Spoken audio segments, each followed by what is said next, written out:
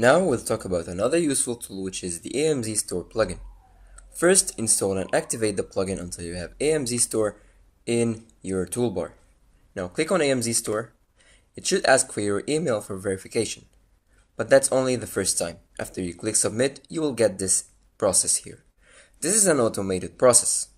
So step 1, click install.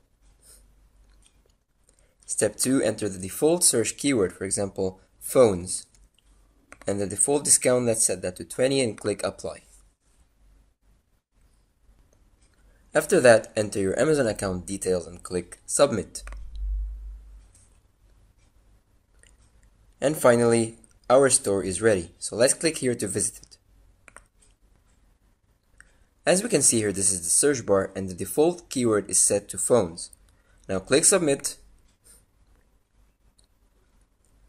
and there we can see all the products.